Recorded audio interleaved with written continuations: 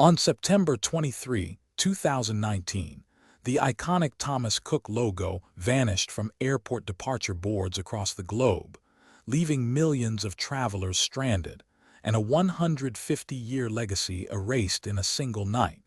In the span of 12 hours, the world's oldest travel company went from a household name to a ghost, and the shock reverberated through every corner of the tourism industry. Born in 1841, when a young railway clerk named Thomas Cook offered a £10 circular tour of England's railways, the enterprise grew from a simple brochure into the very blueprint of modern holidays.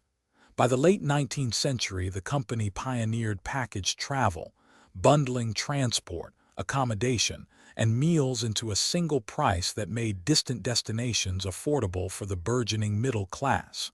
The red-tailed coach, the Cook badge, and the promise of no-hassle vacations became synonymous with adventure and reliability.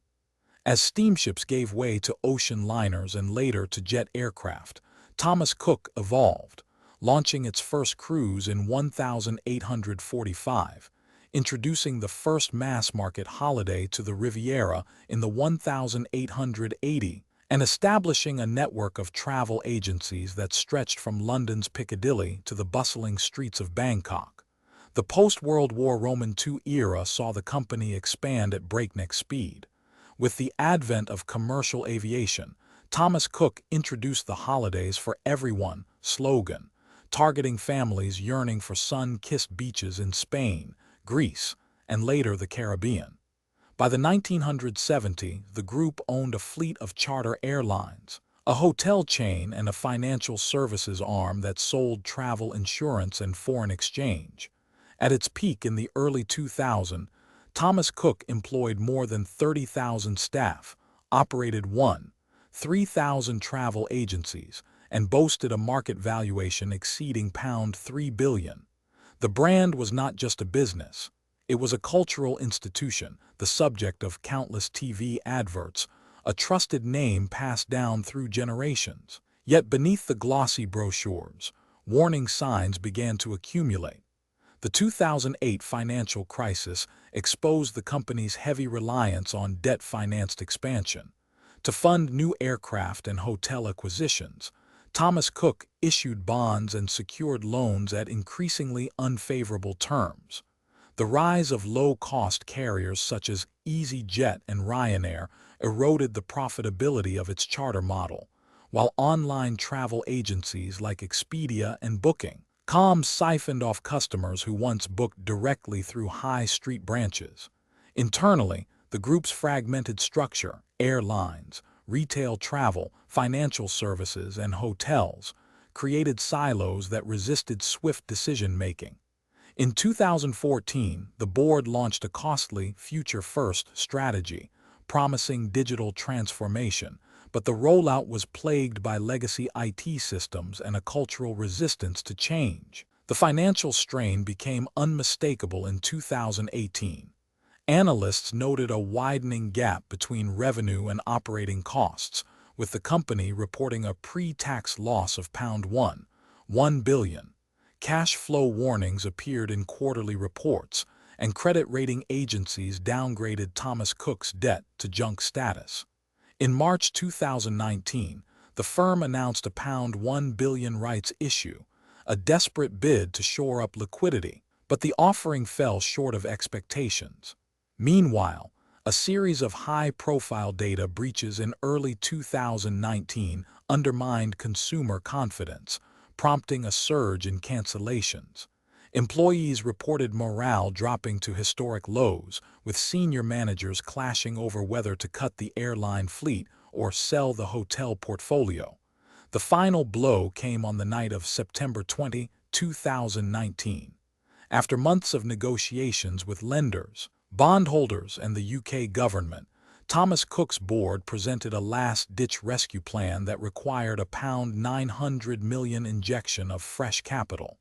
The consortium of banks, bondholders, and private equity firms refused, citing insufficient collateral and the company's deteriorating cash position. On the morning of September 23, the board announced that the group could not secure the funding and would enter compulsory liquidation. In an instant, 600,000 holidaymakers found themselves locked out of hotels, stranded on planes, or marooned in foreign cities, while 21,000 employees received the shock of redundancy notices in their inboxes. The aftermath rippled far beyond the immediate chaos. The UK government launched an emergency repatriation operation, deploying the Royal Navy and chartering aircraft to bring home stranded travelers, a logistical feat that cost taxpayers an estimated £200 million. Legal battles erupted across Europe as creditors sought to recover billions, and class action lawsuits were filed by consumers alleging breach of contract. The airline arm, Thomas Cook Airlines, was placed into administration, its fleet grounded and sold off at auction. The travel agency network was split, with some branches purchased by rival chains and others shuttered permanently. The collapse also triggered a regulatory overhaul, prompting the European Commission to tighten consumer protection rules for package holidays and to require higher capital reserves for travel operators. For the industry, Thomas Cook's fall served as a cautionary tale of how legacy brands can be blindsided by rapid digital disruption and unsustainable debt. Competitors accelerated their own digital transformations, investing heavily in mobile platforms and personalized AI-driven itineraries.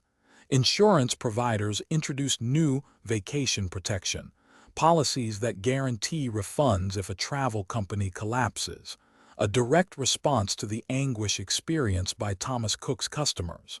Meanwhile, the brand's name lives on in a niche market. A boutique travel startup acquired the Thomas Cook trademarks in 2020 and relaunched a limited edition, Heritage, holiday package, hoping to capitalize on nostalgia while learning from past mistakes. The story of Thomas Cook is more than a corporate failure. It is a stark reminder that even the most venerable institutions are vulnerable when they cling to outdated models, ignore emerging consumer behavior, and overextend their financial reach. Subscribe to The Collapse for more stories like this.